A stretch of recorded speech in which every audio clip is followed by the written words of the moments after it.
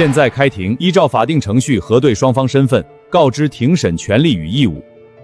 被告方代理人陈述诉讼请求与事实理由。法官您好，我方当事人林凡全权委托我方出庭，诉求为依法取得未成年子女林雨团的完整抚养权。首先，我方当事人收入稳定，居所固定，无任何不良嗜好，多年来始终持续稳定地陪伴孩子成长，能够为孩子提供安稳优质的成长环境。其次，原告苏青女士的苏氏集团深陷上市对赌危机，协议即将到期，资金链紧张，债务压力巨大，个人生活与事业均处于极度不稳定的状态，根本无力保障孩子的正常生活、教育与成长需求。我方提交孩子长期跟随被告生活记录、教育缴费凭证等实质证据。除此之外，我方另有2项关键证据。第一，经正规医院诊断证明，原告苏青患有神经性代谢阻断综合征，该病症属于不可逆慢性疾病，无法彻底治愈，会长期影响患者的情绪控制、行为判断力与身心状态，无法稳定履行抚养监护职责。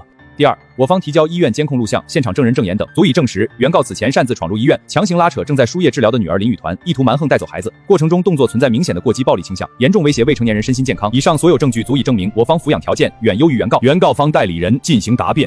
审判长，我方不认可被告方的片面举证与主观推断。抚养权裁判的核心是亲子陪伴与情感羁绊，绝非单纯比拼物质财力。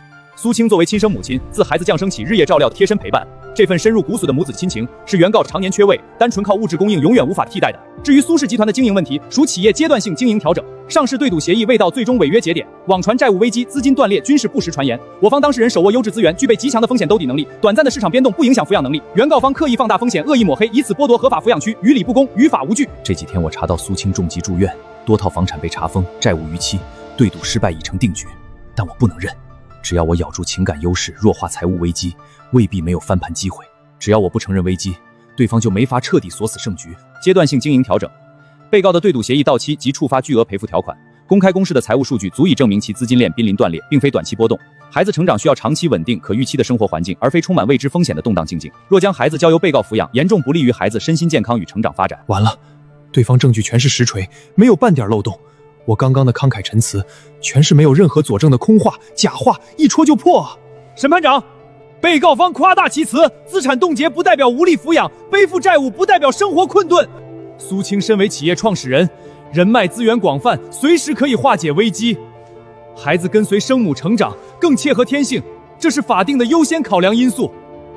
不能仅凭一时的财务状况就粗暴抛弃母子亲情。对方代理人纯属避重就轻，刻意隐瞒关键事实。首先，被告患有不可逆的神经性代谢阻综合征，一个自身身心状态不稳定、需要长期就医的人，何雷能力稳定抚养孩童。其次，他曾公然闯入医院，对正在输液治病的亲生女儿动手拉扯、强行转院，全然不顾孩子的身体安危。法庭裁判抚养权优先考量孩子的安全与身心健康。原告身患重症，情绪行为不可控，且有暴力倾向，无法给予孩子关爱呵护，反而会对孩子造成持续影响，健康成长不能寄托于无缥缈的可能好转。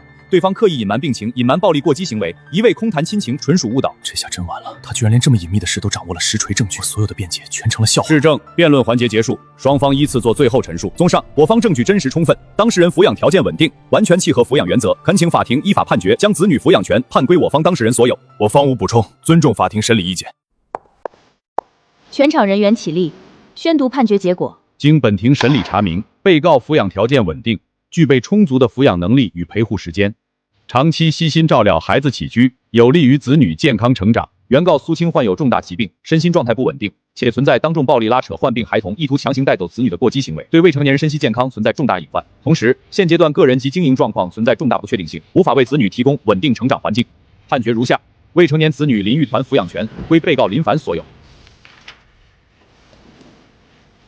本案当庭宣判，闭庭。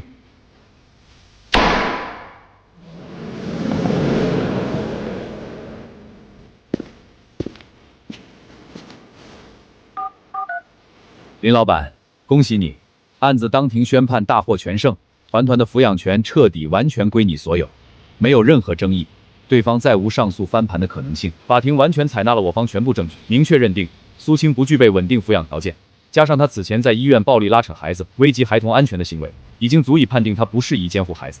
再加上他企业对赌危机缠身，处境动荡，对方全程无力辩驳，彻底落败。辛苦了，王律师，我知道了。分内之事，判决书后续我会整理好，第一时间拿给你。后续流程我会继续跟进，不用你费心。从今天起，团团的抚养权彻底稳稳落在你手里，再也没人能撼动、争抢。好，王律师有空来店里吃饭，我亲自给你做。一定去。